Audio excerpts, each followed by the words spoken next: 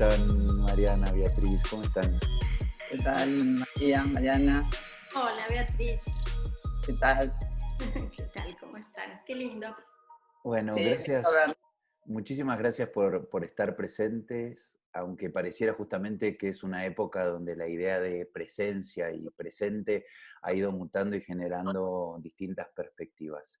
Entonces, para empezar, primero les propongo ir un poco hacia atrás y que nos cuenten algunos de los proyectos que han ido creando.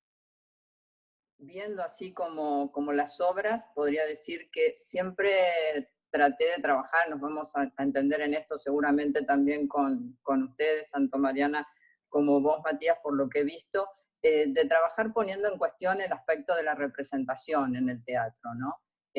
Cómo lidiar con esa problemática, cómo achicar esos márgenes. Y por supuesto de distintos modos. Allá con las primeras producciones, como Cuerpos Abanderados y Ojos de Ciervo Rumanos, el intento era contrarrestar presencias reales, ¿no? Elementos de una intensidad, de una realidad incontrastable, con aspectos muy fantásticos de la historia, ¿no? Entonces, en el caso de Cuerpos Abanderados, las hermanas, que precisamente estaban confinadas en un espacio opresivo y claustrofóbico, con dos ratitas vivas, una ratita muerta, y fumaban, lloraban, y hasta hacían pis a metros del público, o sea, con una innegable realidad, se contrarrestaba con una historia donde en este pueblo sucedían una serie de calamidades y de catástrofes, y los cuerpos desaparecían,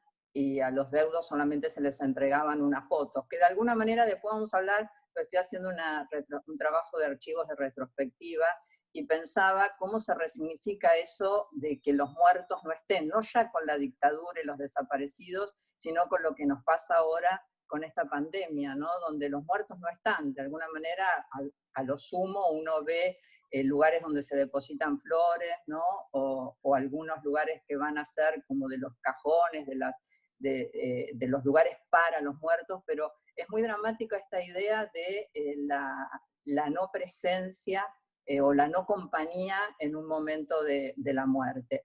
Y bueno, y con Ojos de Ciervos Rumanos, donde en realidad esta idea de contrarrestar la realidad con la fantasía se ve en, por ejemplo, la naranja real que se restregaba, ¿no?, sobre el ojo, el padre la restregaba sobre el ojo a su hija, mientras la trataba como una planta y estaba literalmente, digamos, adentro de una maceta. Ese juego de oposiciones fue un poco la guía, digamos, para los primeros trabajos, con también una gran intensidad en la actuación, ¿no? Esta idea de borrar la línea de los personajes. Después entré más en un teatro documental, pero no sé si querés ir hablando, Mariana, un poco de tus primeros trabajos. No, pensaba, me quedé pensando en una cosita que decía Beatriz recién en relación al morir sin deudos. Oh, qué manera de empezar nuestra conversación. Pero bueno, démosle. No, pensaba que en las cosas de la vida, como si fuese que casi que uno está preparado para morir, pero no está preparado para morir sin deudos, como que el presente se las arreglaba igual para generar como algunos obstáculos extra. Pensaba también en un momento en la relación de eso y el teatro, ¿no? Como si fuese un tiempo en el que se subrayara y se resaltara la necesidad del cuerpo, de la presencia física. Pienso en relación al teatro y en relación también a lo que decías vos, Beatriz, como si uno para morir necesitara tener cuerpos al lado, ¿no? Nada, bueno, puntos suspensivos con eso. Retomo lo que preguntabas, Mati, en relación a los trabajos. Ayer estaba seleccionando, nos habías pedido unas fotos para acompañar, bueno, algo del recorrido de los procesos, y pensaba en como una especie de constante, algo que estaba siempre en el trabajo que fui haciendo, que es como la idea de desarmar el teatro, ¿no? Como desarmar el dibujo del teatro, no para dejarlo desarmado, sino como para rearmarlo, volver a armarlo, ¿no? Como desdiciendo un poco algo del arquetipo experienciado como espectadora, como el objeto completo del teatro con sus personajes y su devenir y sus relatos y las fuerzas que se oponen y quieren cosas, y más bien por ahí desarticular eso y estar codo a codo como si fuese con la materia prima de lo que lo constituye, ¿no? Como el color, la materia, el cuerpo, las emociones, el lenguaje, y poder volver a organizarlos, ¿no? Y decidir cómo, ¿no? Como si uno pudiese definir su paleta, como si estuviese eligiendo colores, o si fuese un concierto, como no todos los conciertos son para piano y orquesta, ¿no? Como pueden ser para oboes y cajitas chinas, no sé, o para 4 chinchines y una voz de barítono resfriado, qué sé yo. Entonces volver a... Hay una palabra que uso mucho, me parece que uso mucho tanto en dirigiendo como en conversación conmigo misma, como en las clases, que es ecualización, ¿no? Como una idea de que uno puede subir el plano de un elemento y asordinar otro, ¿no? Pensando, por ejemplo, creo que vengo haciendo esto desde el inicio de todo, aún con Kandinsky, como el primer trabajo que hice, como muy ingenuo en muchas cosas, tenía unas cositas lindas, pero a la vez unas resoluciones muy ingenuas. Me las había arreglado, la obra era sobre Kandinsky, pero no atacaba directo esa cuestión, sino que partía de una conferencista que venía, estaba el escenario vacío, se sentaba y iba a dar una conferencia, y empezaba a hablar de Kandinsky, y creo que la situación de que ella traía el relato, me permitía que después todo lo que pasara ahí adentro tuviera una especie de libertad, no sé si esa es la palabra, muy antojada, estaba permitido el antojo, ¿no? De cómo hacer entrar las cosas, no estaba obligada a ninguna relación de causa y efecto que no me gustara, como que entonces el modo de narrar era igual muy abierto. No me daba cuenta yo de eso, no tenía conciencia, no era una operación, creo que fue como una maniobra del gusto. El gusto hace sus, como servirse un plato que te gusta. Pienso que después eso se fue, diría, asentando el gusto, o incluso obteniendo algunos recursos, o bueno, conociendo un poco tu materia y teniendo más posibilidades de obrar sobre ella, ¿no? Pienso, por ejemplo, en Dente sin Dente, también pasaba algo de forma distinta. Por ejemplo, era una obra de 35 minutos, que era una sucesión de escenas cortas, encadenadas, casi como si la estructura fuese principio-desenlace, principio-desenlace, principio-desenlace varias veces, como empezaban muy abajo, casi en el mismo lugar, y en 2 minutos iban escalando las actrices, María Inés Aldaburi y María Inés Sancerni, hacían un duelo de titanes, bueno, estaban estupendas, y escalaban entonces hasta arriba, después volvían a bajar había como unos separadores que había un momento en mi escritura del papel, como mi guión, para mí misma decía, descansan de sí mismas. Estaban las dos como, sacaban los zapatos y ponían los pies en unas vasijas de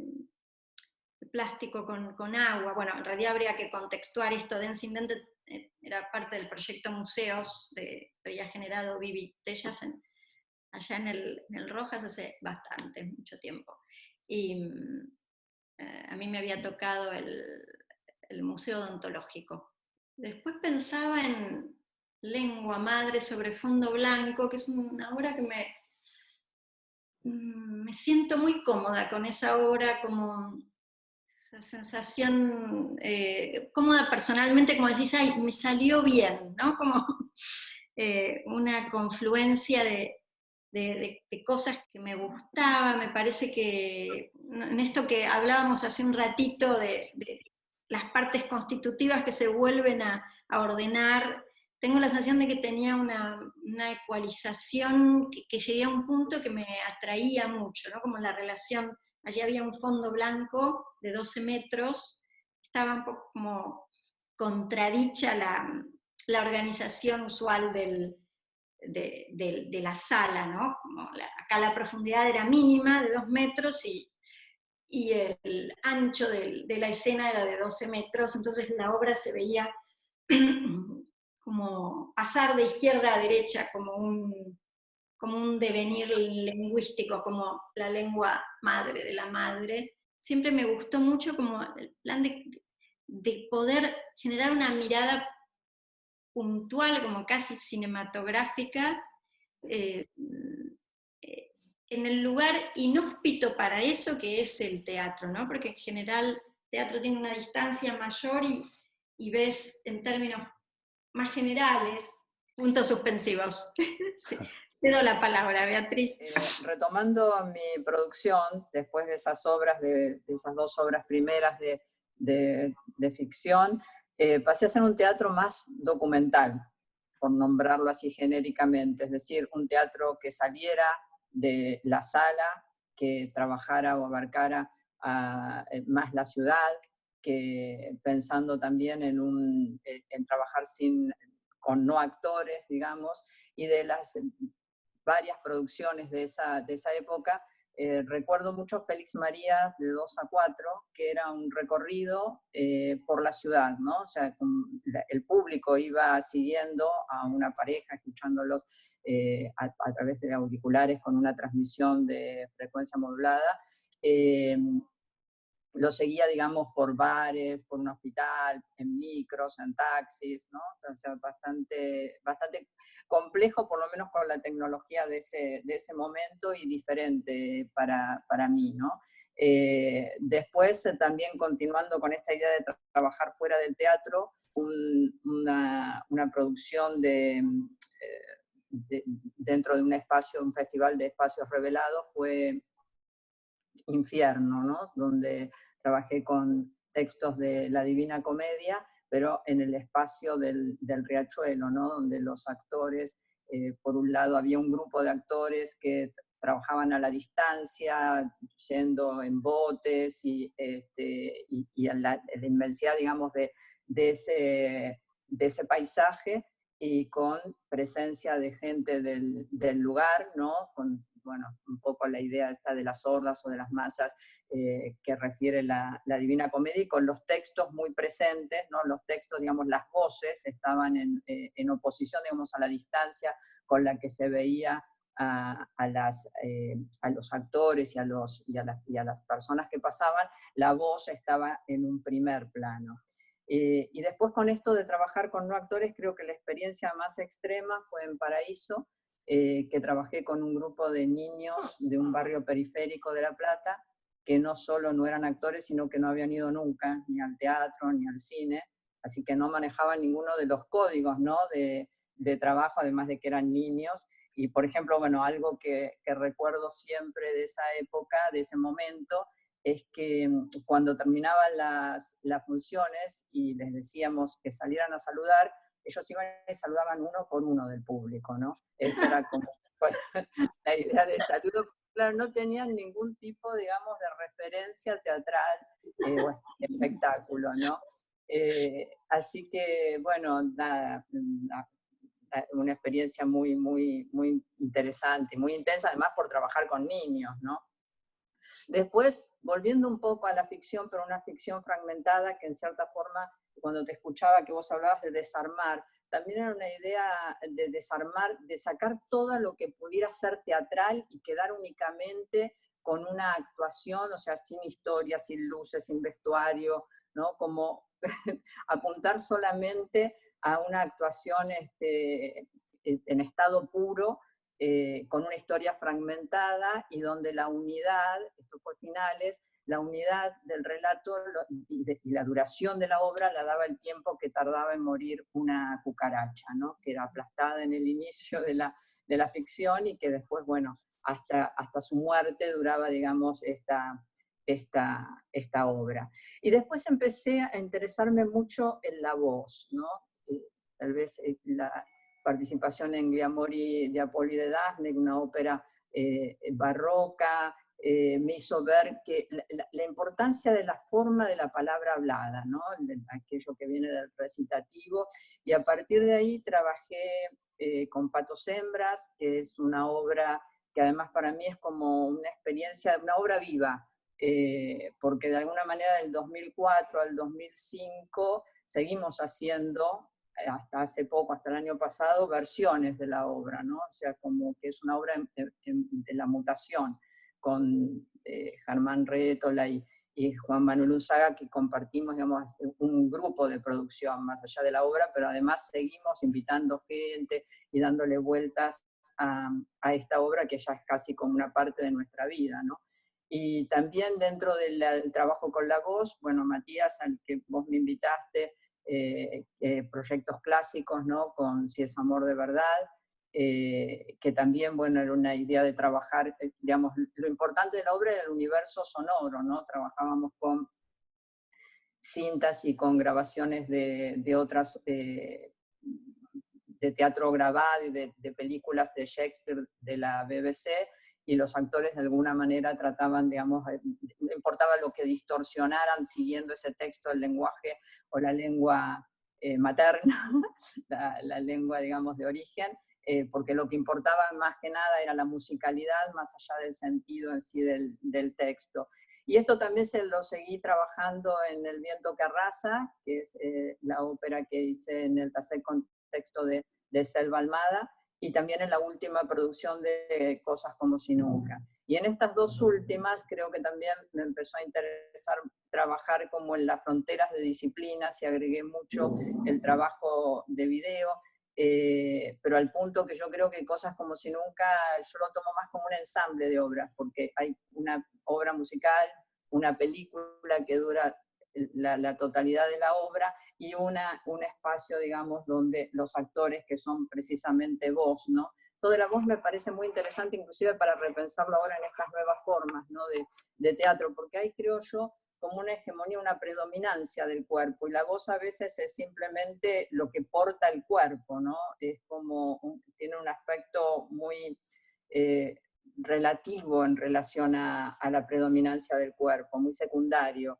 Y me parece que, bueno, que el trabajo sobre la voz, bueno, lengua materna, ¿no? Es muy interesante, las singularidades de la voz, la particularidad del decir, no ya del discurso, sino, digamos, de la voz humana, ¿no? de eso, de la voz como materia.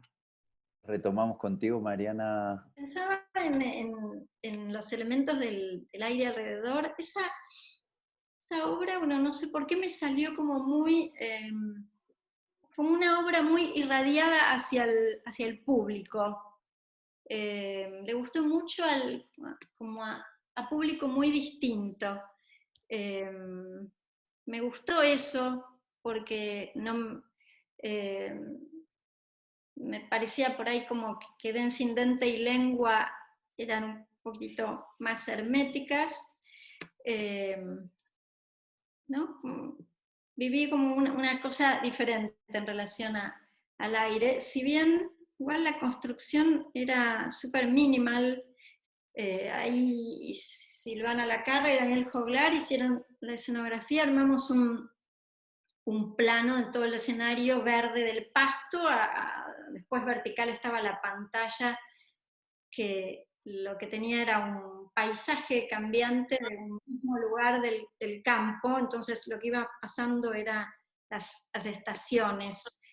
La pasé hermoso haciendo ese trabajo, porque además era en relación a el ciclo, era eso, una persona viva,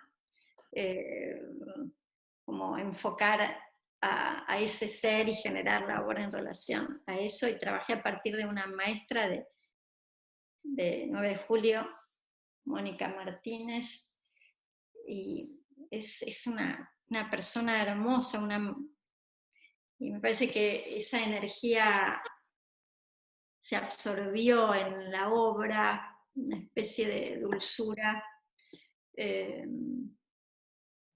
y reverencia mezclada en eso, y algo más. Bueno, no, creo que como la misión del maestro, ¿no? Una especie de dignificación extrema de esa profesión, y eso me hacía mucho sentido también, ¿no? Pensando en la representación y Cantor, por ejemplo, que es una obra de no hace tanto tiempo, me pasaba, creo que un extremo de cosas que me pasan con las obras, que es la idea de que el argumento no es el argumento del contenido necesariamente, sino el argumento de todos los elementos que se suben a escena. Entonces Cantor estaba hecha como de una coexistencia de varias hebras, como que uno podía seguir la obra por el elenco de actores. La obra estaba basada en una reverberancia de relación a Bielopol, la obra de Cantor. Por un lado estaban los actores, el elenco de actores en escena, que intentaban como reconstituir la obra, con la misión de llevar adelante esa obra, y por momentos había otro filamento que era yo, que hacía una especie de personaje, una mezcla entre mí misma y Cantor, que me iba como intrometiendo en eso, y teníamos especies de batallas generacionales con los actores. Había algo que a mi personaje en la realidad no me gustaba, que era que esa obra terminaba con una de las últimas escenas, era Adash marcha al frente, y Adash iba a la guerra y era crucificado. Entonces durante toda la obra yo me iba como entrometiendo, tratando de frenar, como con alguna masticación de algo que no me cerraba, y tenía que ver con ese final al que no quería llegar. Puntos suspensivos. Quería preguntarles cómo es en realidad el presente en este momento para ustedes, pero claro, desde la perspectiva del tiempo, que en este momento, como habrán visto, el tiempo va generando otro tipo de perspectivas desde la realidad del confinamiento. Entonces, ¿ustedes cómo perciben ese tiempo también siendo creadoras que trabajan con el tiempo? Bueno, o sea, sucede con el tiempo algo extraño, en el sentido de que uno tiene como cierta ilusión de que va a manejar su tiempo, ¿no? En esta situación del confinamiento y de la no participación de actividades mediadas por el afuera. Y en parte lo que sucede es que uno, bueno, por un lado descubre que eso es bastante irreal, porque hay muchas cuestiones donde el tiempo queda de alguna manera sujeto no a la realidad anterior, hay como una idea de suspensión de esa realidad, pero sí con clases a distancia que llevan más tiempo tal vez que las presenciales, o con la actividad nuestra que de alguna manera continúa, porque La actividad centrada solamente en lo teatral es una parte, digamos, los ensayos son una parte, o la función es una parte, por lo menos en mi caso, gran parte de la actividad tiene que ver con el trabajo de la escritura, ¿no? De la lectura, de la escritura, y entonces eso sigue ocupando un tiempo importante en el día. Lo que yo creo que sucede es que sí, esta suspensión, o sea, no que haya más tiempo, porque en definitiva yo me encuentro con que tengo muchos alumnos y a lo mejor en vez de poder estar de 3 a 6 con ellos, se distribuye a lo largo del día y se caotiza un poco el tiempo. Pero a su vez, sí lo que encuentro que al desaparecer como estos límites de los horarios de la afuera, donde el tiempo pertenece más a la esfera de lo que uno va decidiendo, entre comillas, aparece la posibilidad del goce de ciertas actividades que antes para mí no existían. Por ejemplo, la situación de hacer una rutina física y poder disfrutarla, la situación de hacer algo con las manos, que para mí es algo que está totalmente negado, de limpiar, a pensar en una comida. Creo que esas cosas que yo he podido descubrir en este tiempo del confinamiento y de alteración del orden de las cosas para hacer y no hacer, como ciertos goces que eh, no los tenía, digamos, computados, no los tenía claros. En ese sentido me interesa un concepto que hablaba Agustina, ¿no? De lo que uno se habilita, lo que uno deja hacer o no deja hacer, ¿no? Entonces, de repente, en estos nuevos tiempos, o en estas nuevas relaciones entre el tiempo y uno, menos mediado, en cierta forma, por horarios externos, empiezan a aparecer voces diferentes. Eso me parece como algo interesante. Después, en sí, lo que me parece es que yo estoy justo, bueno, trabajando sobre la idea de la retrospectiva, ¿no? Si es posible una retrospectiva escénica, y entonces trabajando mucho sobre las ideas del archivo. Y en ese sentido, leído mucho sobre Derrida, Benjamin, ¿no? Entonces, me parece como interesante esa idea de vincular el pasado, el presente y el futuro, ¿no? Esa idea de sacar la idea de que el tiempo es solamente el presente o instantes puntuales o un tiempo continuo, sino cómo aparecen en este momento, en cada momento, digamos, la idea de la ruina del pasado y la idea del futuro. Eso me parece tomar esta idea precisamente de que el archivo no es una cuestión del pasado, sino que es una cuestión de futuro, como dice Derrida, porque de alguna manera hay una responsabilidad hacia el futuro. Y pensar así este tiempo me parece como interesante, ¿no? Esa idea de combinar los tiempos, de pensar, no por anticipar, no por anticipar, porque si algo demostró para mí toda esta situación es la imprevisibilidad absoluta, ¿no? Entonces, por ahí parece un poco omnipotente, algunas cosas que se leen sobre cómo va a quedar esto, ¿no? Las ideas de una posible anticipación, parece como si decían que el mundo, creíamos o suponíamos que el mundo estaba bajo control y de repente pasa algo así, donde la gran parte del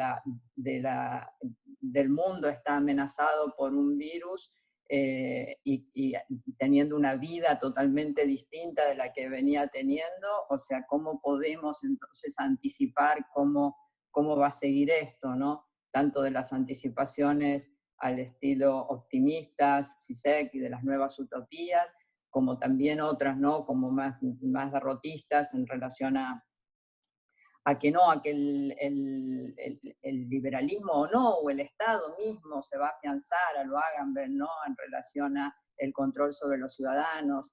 Y bueno, parece como que son todas teorías que están anticipando algo que en sí no podemos saber nada, y que tendríamos que quedarnos más con eso, con esta situación de vulnerabilidad y del no saber, ¿no?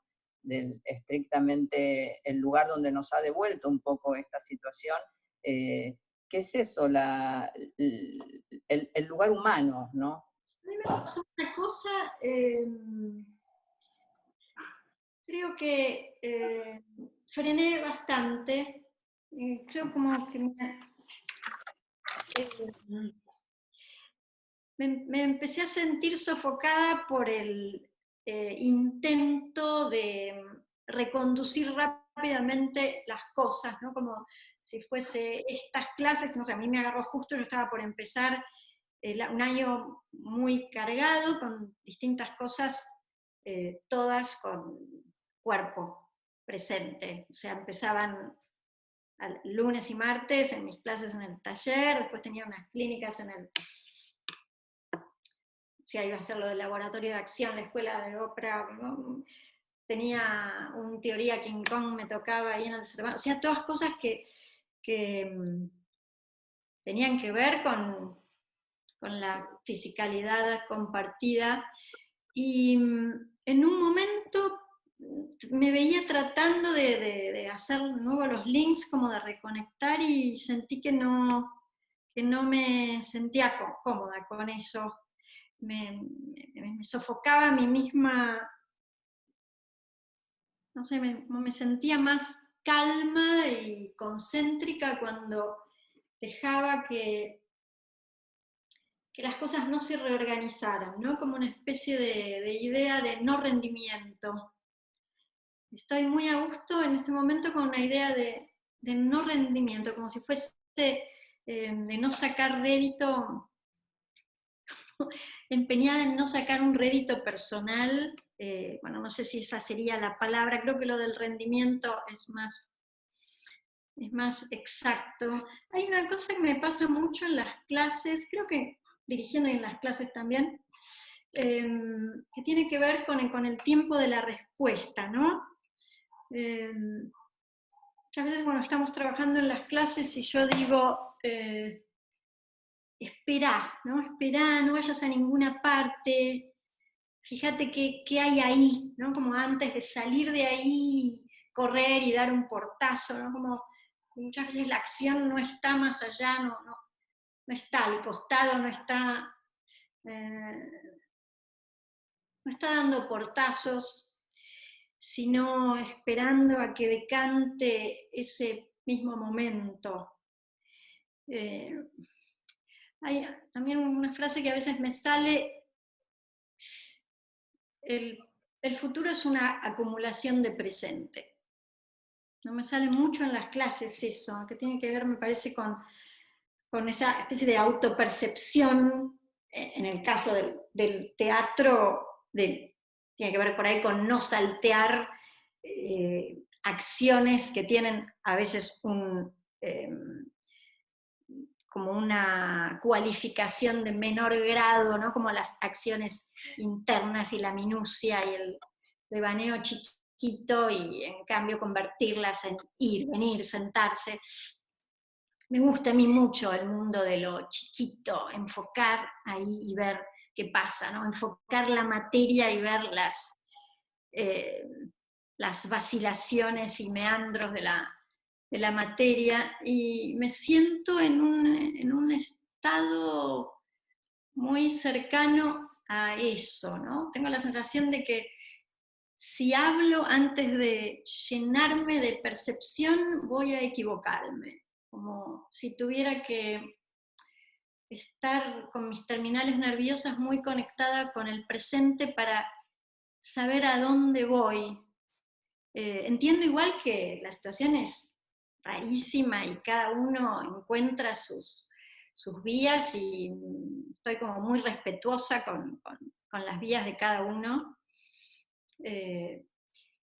Pero no sé, pensaba en lo que decías vos, Beatriz, recién sobre el pasado, el presente y el futuro. Me da la sensación que eso arma una especie de estructura dramática siempre en la vida como subrepticia, que está y organiza, y en este momento como el futuro está como un poco más esquivo, ¿no? Uno tiene la sensación de que el presente es eso que te lleva hacia el futuro, y el futuro está medio informe, entonces el presente se vuelve informe también, como que uno no sabe qué hay en ese futuro, y al mismo tiempo no hay nada.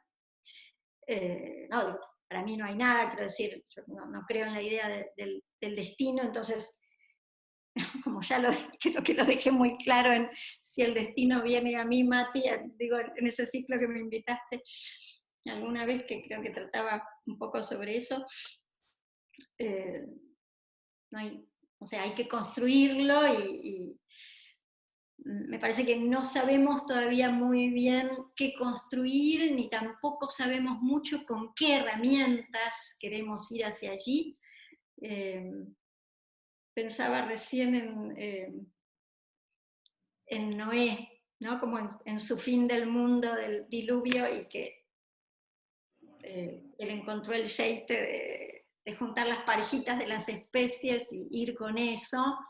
Y pensaban con qué ir hacia el futuro, ¿no? Digo, más allá del teatro, porque tengo siempre la sensación para mí como que el teatro es muy céntrico, ocupa mucho tiempo de mi día, pero es un efecto de algo interior igual, y tengo una sensación de que no sé todavía qué irradiar. Por ejemplo, dejé de escribir, estaba como sobre 2 obras, una como más cercana por ahí incluso de fecha, pero ahora todo está aletargado, y naturalmente dejé de escribir eso, estoy escribiendo otras cosas que no sé qué son, que no sé qué son como cosas paralelas, como si hubiera dejado en suspenso la mayoría de las cosas que estaba haciendo, y estoy como en asuntos paralelos, tengo la sensación de que teniendo unos pensamientos raros que jamás había tenido. Por ejemplo, yo no sabía que el mundo tenía, no sé, como 4.000, ahora no me acuerdo exacto la cifra, 4.700 millones de habitantes, ¿no?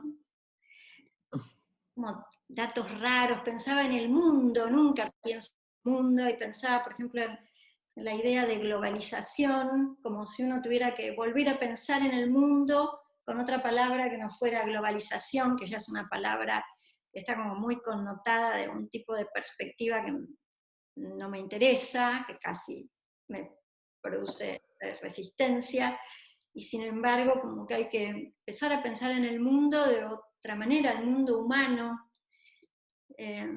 Volví a pensar como a rabiar en relación al capital y el capitalismo, siempre me peleo con eso, es como un asunto que me parece que algo no está bien con eso, y me siento muy irritada con nosotros, ¿no? Como una sensación no sé, como de centenios de lucidez, y que ahora no podamos pensar en maneras de mejorar un poco la apuesta. Me pone de muy mal humor eso, ¿no? Que el otro día, bueno, estábamos conversando con una gente, y alguien traía esta frase que está circulando mucho en las redes, es más fácil pensar en el fin del mundo que en el fin del capitalismo, y me parece muy lúcida esa frase, pero por ejemplo, uno dice esa frase y a continuación hay como un vacío,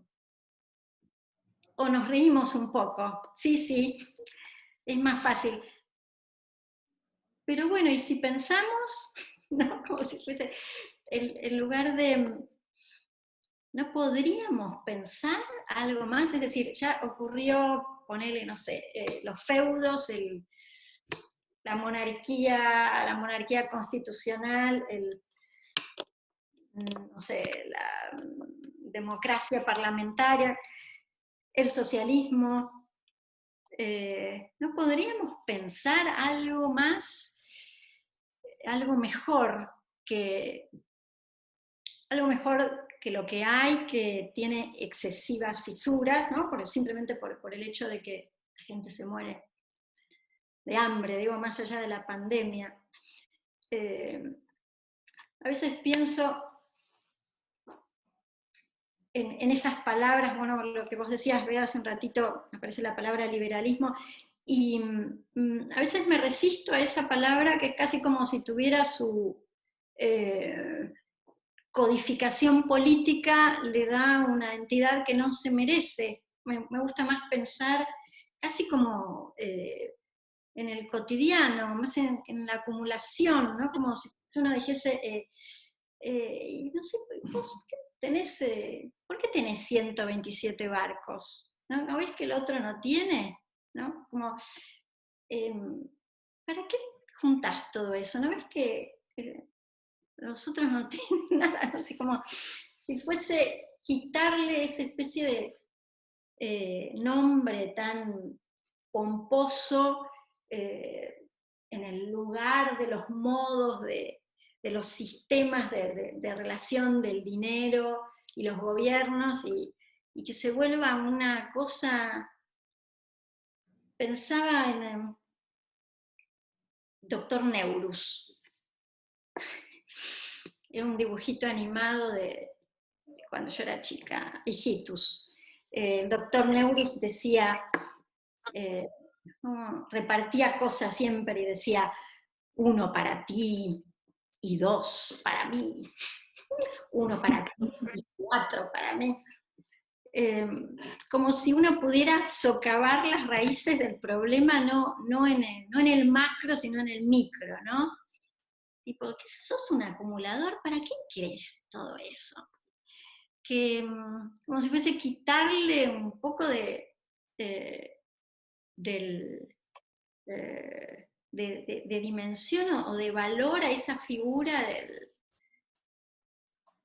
del acumulador, que sea simplemente un acumulador, ¿no? Con esa estirpe y no con la estirpe del dinero.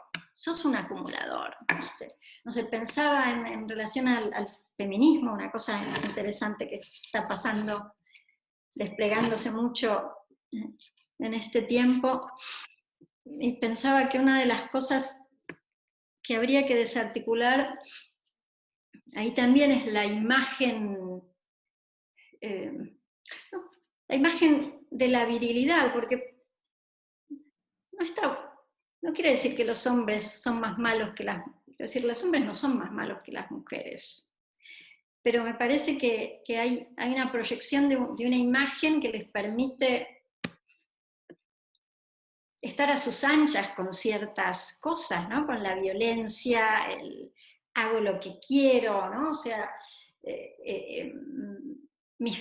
¿no? Yo, varón, y mis frustraciones, en lugar de tramitarlas conmigo mismo, en ese caso, si lo fuera, me descargo, ¿no? Tipo, estoy con mi novia que tiene una pollerita y alguien la mira y entonces me agarra una bronca enorme y creo que tengo la licencia de oír a surtir a piñas a mi novia, cuando en realidad es mi propia impotencia o mi propia irresolución de emociones, de debilidad, de que no me banco que esa mujer sea mirada. Y las mujeres no tienen, tenemos esos atributos otorgados por la sociedad. Entonces, más bien empieza a pasar ahí como una negociación rara, como del lado de la mujer diría, lo que se necesita es poner dinero en manos de la mujer, ¿no? Porque cuando eso no está, se arma la escena de la sumisión, ¿no? Entre el hombre que cree que puede descargarse todo el tiempo y la mujer que depende del hombre, entonces es una mujer niña, la desigualdad es enorme, pero decía esto porque me parece algo del obrar sobre la figura del acumulador, por ejemplo, o del hombre que pega, no es viril, el hombre que pega es un pusilánime. Perdón por no sé, creo que a propósito como que me interesa esa sencillez de los términos, que sos un incontinente, hombre que pegás, no sos viril, ¿no? Y me parece que con el exceso del capital habría que dar unas vueltas. Pienso mucho en lo grupal, ¿no? Como si uno tuviera que estoy preocupada por eso. Quiero decir, estoy en este momento más preocupada por eso que por mi propia, digamos, como mi propia carrera artística. Tengo la sensación, no sé, las cosas...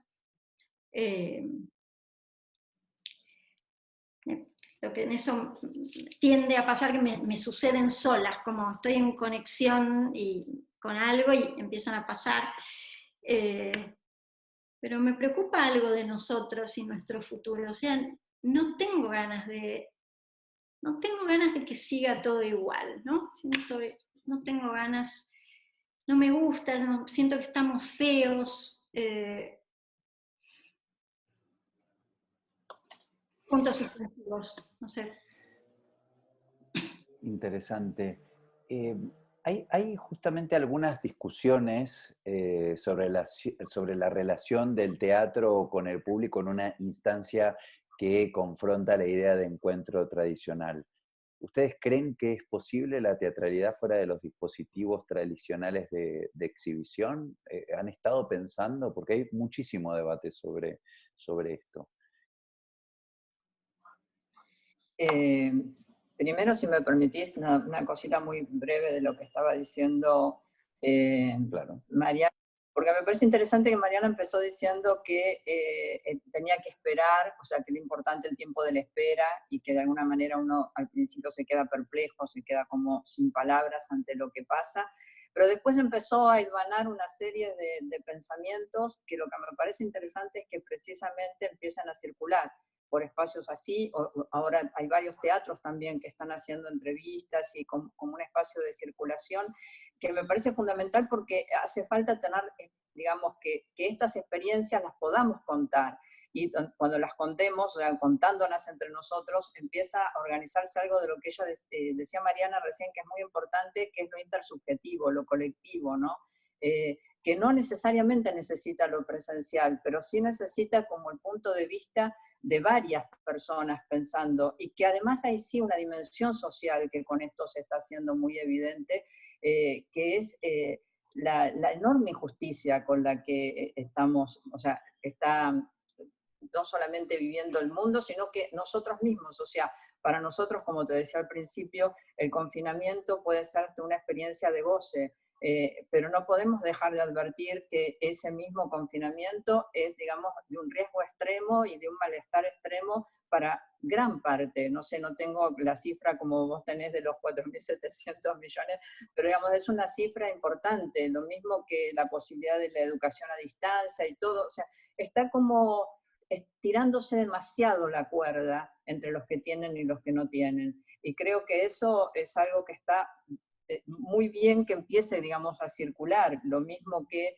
hay un texto que también habla de algo que me parece fundamental, que es concebir los derechos de la naturaleza, ¿no? No encontrar o sea, no percibir las capacidades que tiene la naturaleza, sus flujos y sus ritmos, es realmente bastante, que es lo que está sucediendo, ¿no? Es bastante, o sea, suicida, diría, digamos, es como que es bastante determinante de una imposibilidad de seguir. Ahora, bueno, ¿qué va a pasar con esto? Yo no sé si las pérdidas que sufran ciertas organizaciones multinacionales serán suficientes como para que presenten o planteen un cambio. Tampoco es que estoy diciendo que así vamos a organizar una nueva revolución, pero sí me parece interesante que circulen y que veamos cómo se pueden generar puentes hacia otras personas con otras realidades también, porque evidentemente nosotras vamos a estar dentro, digamos, de realidades similares, pero bueno, habría que ver cómo se pueden tejer esos puentes. Y después con lo que vos preguntabas, Matías, yo creo que sí, pero eso ya depende, digamos, de cada uno cómo se active con esto. Yo creo que pueden pensarse en lugares donde la presenciabilidad se problematice y sea diferente y sin embargo funcione como teatro. No soy tan, o sea, no digo, para mí el teatro tiene una tradición muy fuerte y va a tratar de volver a la tradición. No creo que no exista la necesidad del cuerpo presente. pero eso no quiere decir que cada vez más trabajos que eran periféricos vayan adquiriendo una nueva centralidad, una visibilidad diferente, ¿no? Y además, a mí por lo menos como creadora me moviliza el hecho de encontrar esas nuevas formas, ¿no? Por todo lo que venimos hablando. Por ejemplo, la performatividad de la voz dentro del ámbito de la virtualidad. Por ejemplo, este trabajo sobre los archivos, ni hablar, bueno, hay muchas plataformas que trabajan con Internet. A mí lo que me interesa del teatro, que sí tiene que ver con algo de su tradición, pero que me parece como lo más noble, si se quiere, del teatro, es el hecho de su posibilidad de ser efímero, ¿no? Más humano, si se quiere. Y eso me parece como que hay que buscar ese lugar, como para que realmente los materiales mueran también en la red, ¿no? Es como complejo, como cómo mutan, cómo desaparecen. Está bien, es interesante también la no autoría y que pueda aparecer un material en cualquier parte. Yo estoy haciendo unos videos para la cátedra de dirección de actores sobre ciertos directores, digamos, clásicos, y de repente me escribe una persona de Colombia preguntándome por el video. O sea que empiezan a tener como una vida propia que también es interesante, que ya no depende de uno, que no es que uno hace la función y prende y apaga, sino que aparecen. Pero también es interesante la idea de lo perenne, ¿no? De la muerte en el teatro, y habría que pensar eso, si es posible o no en el mundo de lo virtual. Pero me atrae la idea de pensar por estos lados. Puntos suspensivos. Pensaba, me gusta mucho eso que decís, la posibilidad de hacer desaparecer cosas, ¿no? Como rodear a lo virtual con esa propiedad efímera del teatro. Me gusta mucho eso, porque eso le da vida, como que lo pone más en la ley de la vida, se acerca más a la fisicalidad, me gusta. Pensaba en... no siento preocupación por los formatos que... Me parece que justamente como que el arte tiene esa propiedad de reinvención, no me atemoriza. Estoy segura de que ya se están generando mil formatos, ¿no? Como que uno está siempre en esa tarea de reinventarse, aun cuando nadie te lo pide o una contingencia externa te lo pide, es casi una especie de modus vivendi de uno / artiste, ¿no? Como casi eso de moverse el piso para generarse situaciones de vacíos alimentadores, ¿no? Como la sensación a veces de que casi en esa primera aprehensión como de acercamiento virginal con los materiales es donde sale lo mejor de uno, y además de lo adrenalínico que tiene eso. Así que me parece que en eso confío en nosotros, ¿no? Nosotros. Confío en nosotros. Van a pasar cosas buenas. Particularmente me pasa en relación al teatro, eso que tenemos nosotros entre manos. Tengo una especie de nostalgia, no sé si es nostalgia la palabra, como que no quiero soltarle la mano. Creo que dentro de las cosas que estabas contando recién, Beatriz, o comentando, elijo, creo que por el momento, siento como, me resisto a soltarle la mano al cuerpo a cuerpo, aunque sea, tal vez es un berrinche, ¿no? No sé a dónde me va a llevar, pero en este momento estoy como, quiero ese berrinche, no, a mí me gustan los cuerpos, y me gustan, no solo en relación al público, con la idea de llevar al público al teatro, sino extraño en los ensayos. Hay algo de un modo que uno elige de vivir en ensayos, porque no sé, vivimos, son como familias no sé si son familias, porque la relación que uno tiene con los actores no, es otra cosa. Un actor no es un pariente,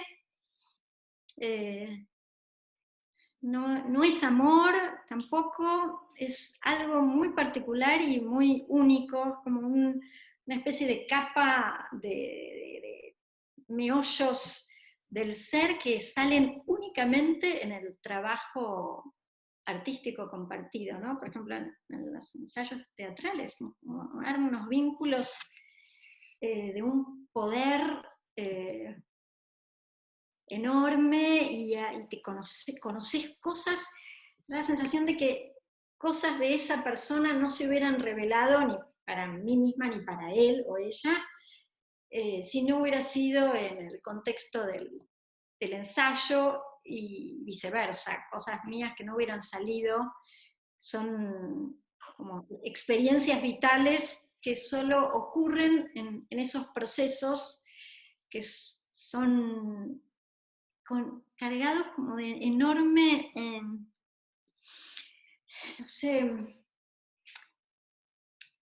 coloratura humana, no sé cómo llamarle a eso, y no estoy tan dispuesta a soltarlo, ¿no? Me pregunto, ¿puedo hacerlo? Me gusta escribir, de hecho, escribo las cosas que luego dirijo, o sea, hay una parte del trabajo que es más laboratorio, solitaria, me gusta mucho también, pero me parece que hay una especie de pulmotor, ¿no? Como de pulmón que mi vida tiene, estoy hablando ya en términos acá como muy personales, que mi vida tiene en la relación con otros.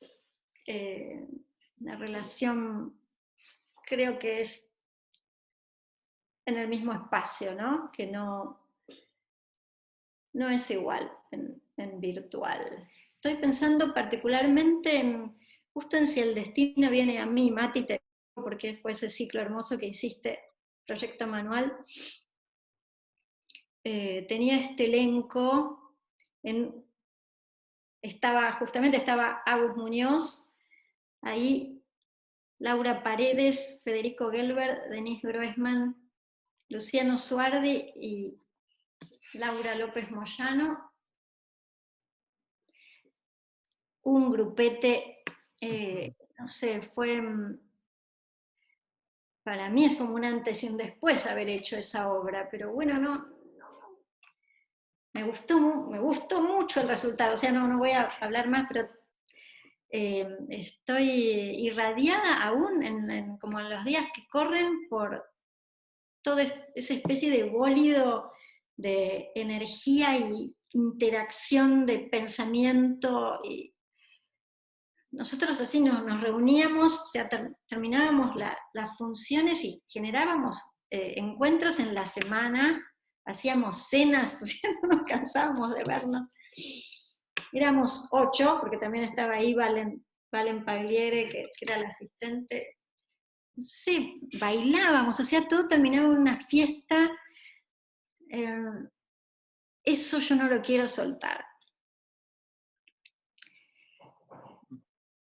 Puntos suspensivos. El ensayo evidentemente es uno de los momentos más felices del trabajo y más pleno, y donde suceden más cosas. A veces una obra es una cristalización de ciertos momentos y no sucede, no es la misma energía. Yo también soy medio fan de los ensayos, pero bueno, podemos hacer ensayos para obras virtuales. Yo ya las hice, te aviso. Seguramente, claro. Lo tuve que hacer con distancia. Era una pieza virtual. Hubo un punto que me pareció muy interesante y que tiene que ver con, en realidad, el principio de una crisis, ¿no? Y la razón de ser de una crisis que finalmente pone en cuestión las posiciones de poder, y generalmente puede llegar a haber una redistribución de poder y también, por ende, de riquezas, ¿no? A la vez el mundo de la cultura se encuentra y se enfrenta a esa misma situación. ¿Ustedes creen, dentro de las posiciones de la dirección, dentro de las posiciones de la dramaturgia, ¿no? Que tienen una relación de poder dentro del trabajo de composición teatral. ¿Creen que tal vez este tiempo inclusive puede hacernos rever esas relaciones orgánicas y esas jerarquías también de puertas para adentro de nuestra actividad? Me parece que esas jerarquías son una idea que ocurre y a veces es verdad y a veces no es verdad, ¿no? Como que eso depende mucho de las personas, ¿no? Son como connotaciones que se ponen, ¿no? Como si fuese la figura del director, pero hay otros lugares en donde el rey es el actor, parece que depende mucho de cómo somos las personas. No sé, a veces, bueno, no voy a contar esto porque es como demasiado privado. Pero pienso no sé, no comernos no creo en eso, no sé. No creo en eso, entonces tampoco quiero desarrollar estrategias para eso. No es un asunto para mí. Me parece que depende mucho de las personas en relación a su propia vida, en relación a los móviles por los cuales hacen las cosas, en relación a los usos y abusos de su rol en determinadas circunstancias. Uno también va madurando, aprendiendo cosas en relación a eso, también se va encontrando con su centro, pierde algunos miedos, está más dispuesto a perder todo. Sí, nada, pensaba eso. Sí, creo que uno va haciendo eso que decís, Mariana, va siendo mejor en la práctica, en las relaciones, porque es complejo el lugar del director, más un director dramaturgo, en el sentido de, es indudable que las obras son producto de un colectivo, y en todo caso se trata de cómo manejar, cómo llevar, cómo direccionar esas energías, y hay alguien que tiene que tener la cabeza afuera para ver eso, interpretando su propio deseo y el deseo de los demás, lo cual no es sencillo, y muchas veces esto que vos decías, que yo le digo familia, pero no sé si habrá otro término mejor, pero de esas afectividades tan fuertes que corren, a veces positivas y a veces negativas en los grupos, ¿no? Y manejar eso, indudablemente no es una tarea sencilla, no es que haya estrategias o no estrategias, pero es como que uno lo va en cada grupo y en el transcurso del tiempo vas adquiriendo, digamos, como forma de que, como vos decías, te vas volviendo más buena, más abierta, porque vas perdiendo a lo mejor el miedo de ciertas situaciones, y entonces no sentís que ciertas palabras te están enfrentando, sino que a lo mejor necesitas contenerlas más, ¿no? Pero indudablemente, tal vez nosotras justas seamos mujeres, que por ahí tenemos otro tipo de forma de relacionarnos con la gente que allegada o integrante o parte de cada uno de los grupos.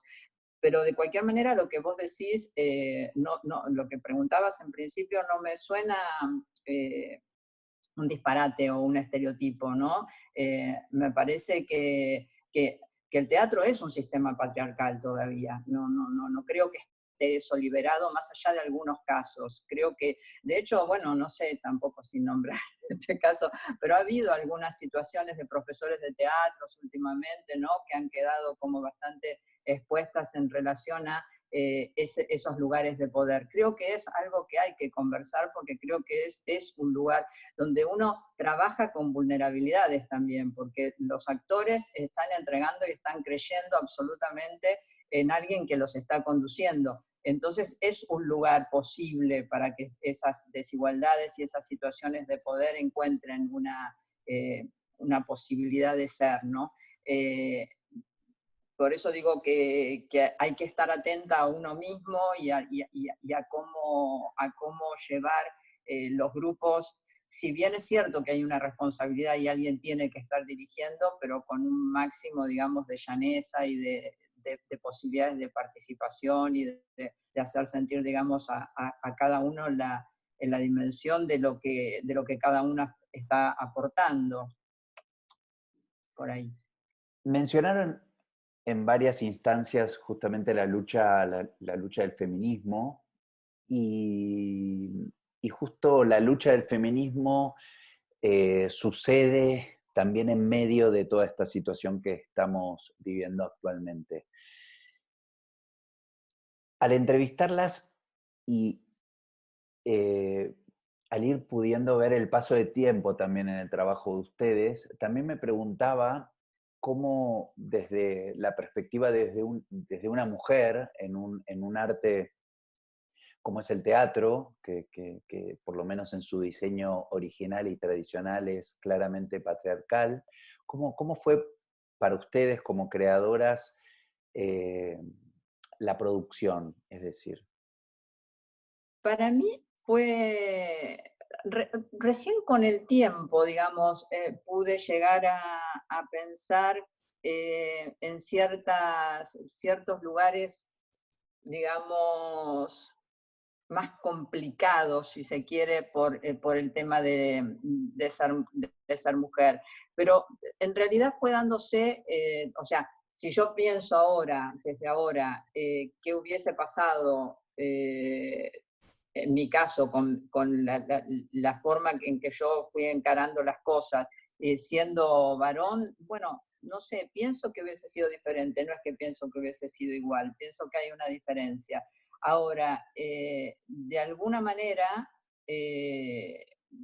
yo siento que pude como deslizarme sobre las cosas que he querido siguiendo precisamente ese deseo y no encontrándome con limitaciones, al contrario, me he encontrado con gente que ha sido como muy favorecedora también de ese desarrollo, tanto mujeres como varones, ¿no? Y en esto que hablábamos hoy de los grupos, me he sentido siempre legalizada dentro de los grupos, ¿no?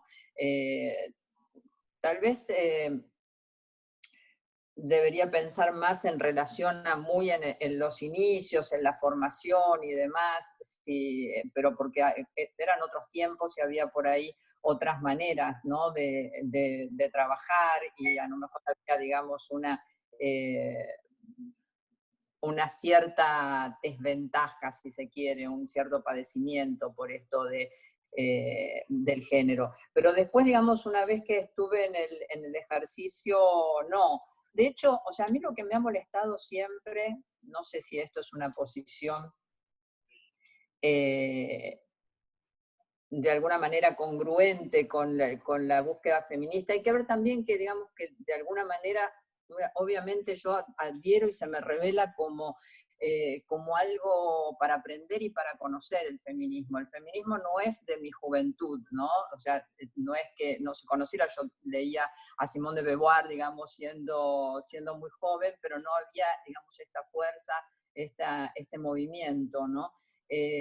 Entonces, digo, no sé si esto estará dentro de ciertas premisas de lo que es el feminismo, pero a mí siempre me ha molestado muchísimo la diferenciación de dramaturgia de mujeres, de premios para mujeres, digamos. Siempre he estado me he sentido muy molesta con ese lugar de colocarme en un lugar dentro de las mujeres.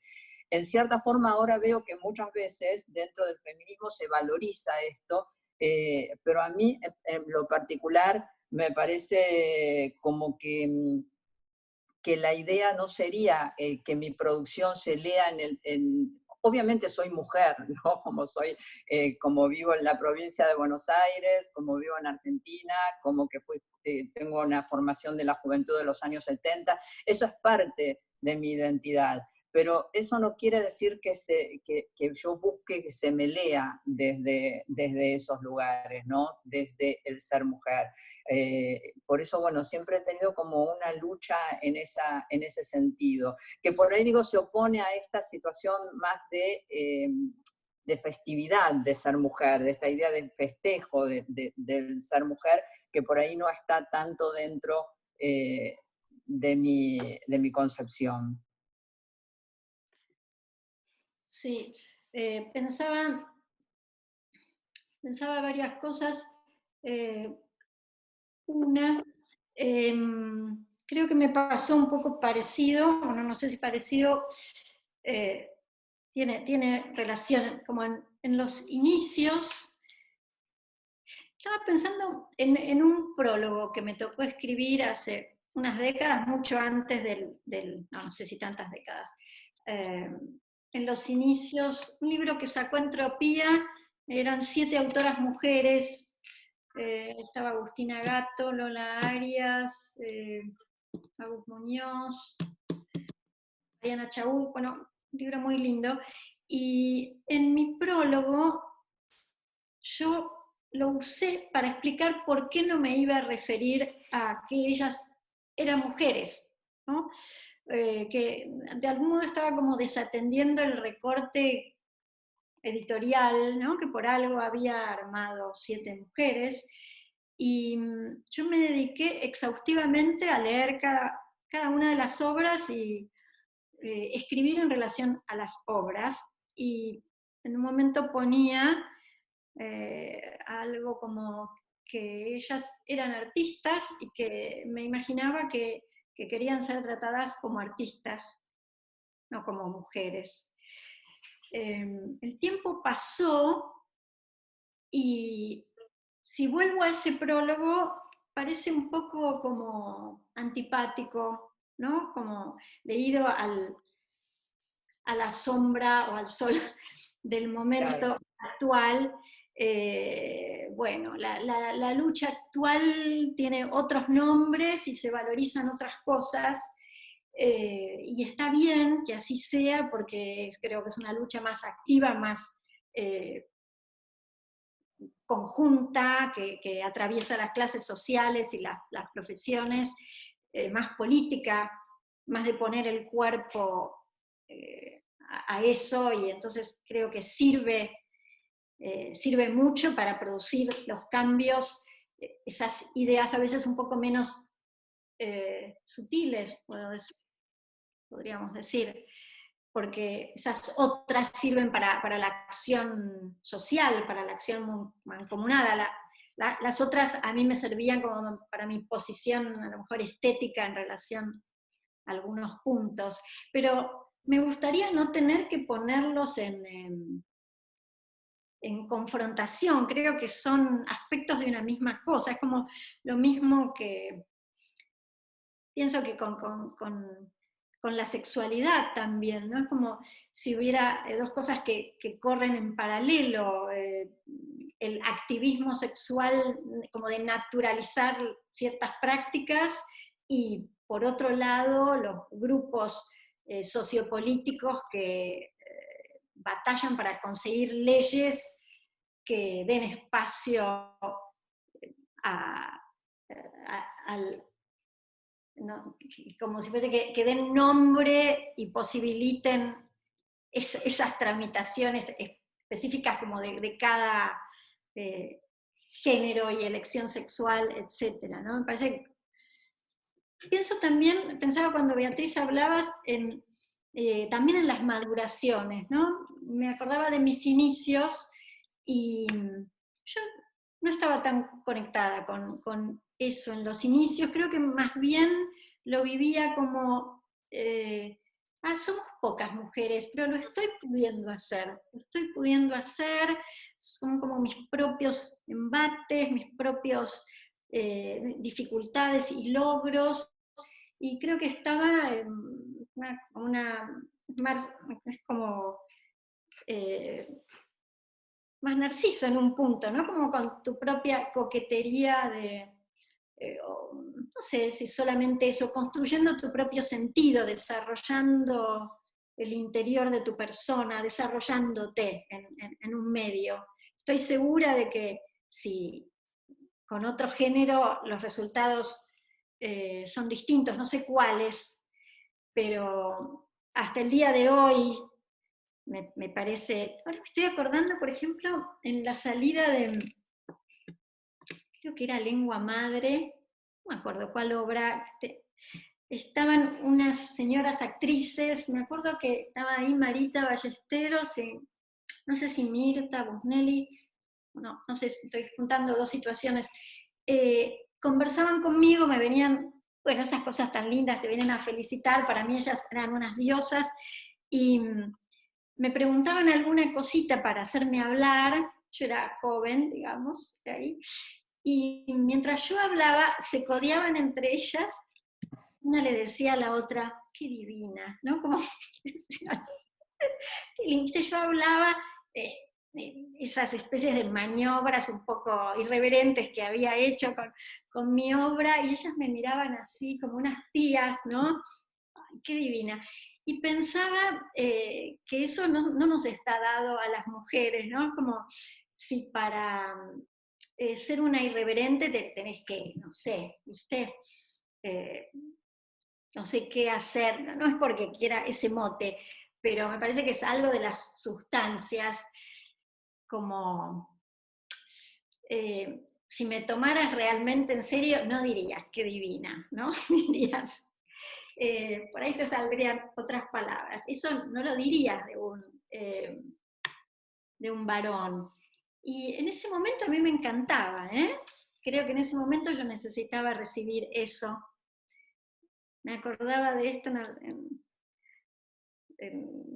bueno, creo que frente a la actualidad son sustancias diferentes. Pensaba también una cosa más, y con esto me callo después, hicimos con Agustina Muñoz en el Malva una conversación francesa, una obra que era completamente documental en el sentido de que tomaba una charla que había tenido Jean Gerasi con Simone de Beauvoir después de los 20 años de publicado El Segundo Sexo. Esto fue antes de la primera oleada feminista reciente, y era un documento, porque mi plan era hacer de Simone de Beauvoir, incluso tomamos exacta la conferencia, el plan era actualizar al día de hoy, ponerla en acto, ¿no? Como una especie de maniobra inútil, de algo que uno podría perfectamente leer, y era casi conceptual, convertirlo en un asunto escénico.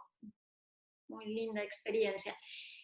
Pero después lo volvimos a hacer en el Festival FAC, después de la oleada feminista, y después del inicio de esta nueva oleada, y cambiaba completamente el arraigo. En el Malva parecía una operación intelectual lo que estábamos haciendo, ¿no? Como literaria / intelectual.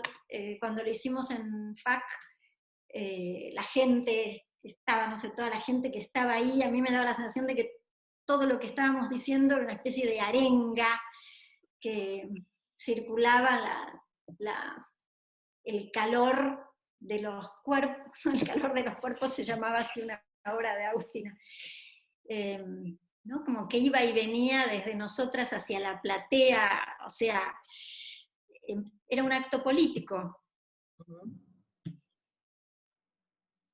por el paso del tiempo. Bueno, por último les quería preguntar, ya yendo ahora un poco más a cierta perspectiva hacia el futuro, por llamarlo de alguna manera, y justamente desde la actual puesta en valor del rol del Estado en términos globales y teniendo en cuenta la posibilidad de aprovechar este tiempo para encontrar nuevos modos de relación, ¿a qué creen que debería estar atento el Estado desde el punto de vista cultural? Me parece que el Estado, me gustaría mucho que el Estado piense en la educación. Si bien yo formo parte del mundo que llamamos el mundo de la cultura, viste que no siempre uno quiere prioritariamente cosas para su área. Obviamente que las quiero y participo de las cosas, de los requerimientos que hacemos como colectivo, etcétera, etcétera, pero si yo tuviera que elegir un lugar donde poner las fichas, si me dieran un deseo, digamos, ¿no? Si me hicieran soplar las velitas y me decís, yo pondría las fichas en la educación. No entiendo cómo van pasando los ministros es un lugar tan clave y a nadie se le ocurre hacer una maniobra de excelencia con eso, ¿no? Como repensar la educación, no sé, te dan el tesoro de tener un ministerio de educación y no se te ocurre hacer algo brillante con eso, ¿no? Me gustaría eso. Después desde la cultura, me parece que siempre el asunto está en juntar, cómo hacer para juntar los dineros con los artistas, ¿no? Cómo hacer para que los dineros lleguen a los artistas.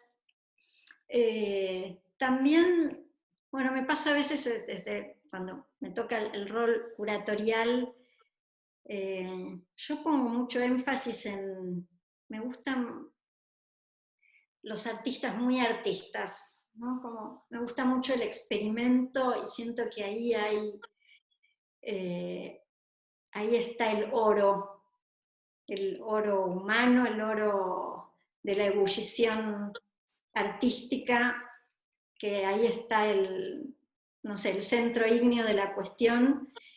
Lo más cercano a estado que me toca es ese rol curatorial, que ahí tenés como un poder sobre eso, porque podés invitar personas, generar algunas situaciones un poco más macro que no son tu propia obra.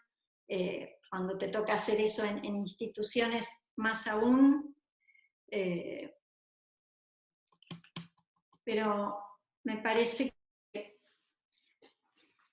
como si hubiera que cuidar todo el espectro, ¿no? Como la cultura está hecha de todo. Parece por ahí viene un gobierno y pone el foco en fuerza bruta, o viene otro gobierno y se vuelve como muy con individualista, etc. No sé, creo que acá voy a poner mis puntos suspensivos antes de terminar la idea, porque no sé más de esto en este momento. Sí, sí. Te cedo la palabra, Beatriz. Bueno, me parece totalmente adecuado lo que decís, ¿no? Claro, es que en este momento el Estado está participando más y se nota, digamos, una necesidad social muy amplia. Remitido a la cultura, también me parece que la educación es un espacio a tener, es muy prioritario porque indudablemente eso define también la marcha de nuestra sociedad, ¿no? Y también, bueno, desde mi lugar, que yo trabajo en la universidad pública, creo que es un espacio que ha perdido un poco en estos últimos años, pero que ha sido como, se ha consolidado mucho y que tiene, digamos, en mi caso, universidades de arte, ¿no? Tiene realmente una dimensión social también muy importante, porque en este momento van muchísimos alumnos que quieren, digamos, terminar su formación en el mundo académico, ¿no? Y me parece como que es valiosa el aporte el cuidado de la universidad pública. Y después entrar ya más entrando al ámbito del teatro, a nuestro ámbito, es complejo, porque yo te escuchaba, Mariana, y también a mí me interesa, obviamente, aquellos creadores, aquellos grupos que trabajan más en relación a crear un lenguaje, en relación al riesgo, a la experimentación. Pero bueno, los lugares de distribución de los ingresos, que los que yo conozco fundamentalmente el Instituto de Teatro, ¿no? Y Proteatro en el caso de Buenos Aires, en general tienden más a una política de masificación, ¿no? De que todos tengan un poco y al final nadie tiene nada. Porque son muy escasos los subsidios. Ahora, no sé realmente, porque tampoco sé quién puede estar decidiendo qué grupo necesita más o menos. Es indudable que hay una gran precarización de con esta situación queda más expuesto, porque uno, bueno, va viendo que la gente que realmente vive que casi todos tienen varios empleos, pero los que realmente les una parte importante, la actuación como otros rubros. En el teatro realmente, otros rubros más técnicos, en el teatro realmente eso no tiene mucha posibilidad. Cosa que por ahí pasa en el cine, ¿no? Que en el cine yo veo que hay alumnos míos precisamente de la carrera de cine que trabajan después en algunas producciones, no permanentemente, pero que van teniendo trabajos que les significan una salida económica y que no sucede en el caso del teatro. Ahora, esto, ¿cómo se puede llegar a qué tipo de intervención, si no sea por subsidios? No sé. Sé que hay varias asociaciones como ABDEA, de directores, que están tratando de hacer como un censo, un diagnóstico, pues lo primero que uno debe hacer en estos casos es saber, bueno, cuál es la realidad para tratar de proponer algo, sabiendo, por supuesto, que el Estado está como muy agotado de sus posibilidades, ¿no? Pero bueno, eso no quita que uno no pueda hacer un programa y con un diagnóstico y un programa de lo que piensa el sector que podría de alguna manera servir a su desempeño y a la posibilidad de seguir produciendo. Uno está medio acostumbrado que la producción en teatro depende del deseo y que uno lo sostiene como sea, pero y que durante muchísimo tiempo, ¿no?, se hablaba como que, bueno, la producción del teatro argentino, que era en todo el mundo y que realmente hacíamos obras de teatro pobre, pero eso no creo, o sea, me parece bárbaro seguir produciendo de cualquier manera con el deseo y sin plata, pero eso no quiere decir que uno no busque las mejores condiciones posibles para todo el sector.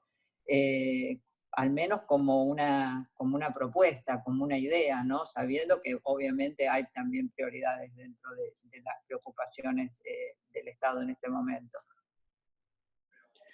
Bueno, muchísimas gracias, la verdad, por este encuentro. Muchísimas gracias. Gracias A a vos, vos. lindo Bueno, verte, a Mariana también.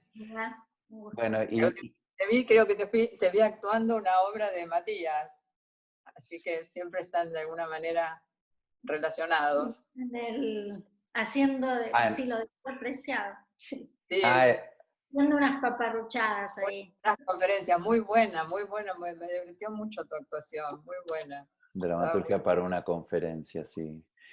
Dale. Bueno, muchísimas gracias por este encuentro. También invitamos a la gente a que dejen sus comentarios y abran también el debate y conversen, que la verdad que, como decían también ellas, este es un espacio para generar justamente intersecciones y tratar de que, bueno, que cuando volvamos a eso que conocemos como normalidad, por lo menos sea un poco mejor.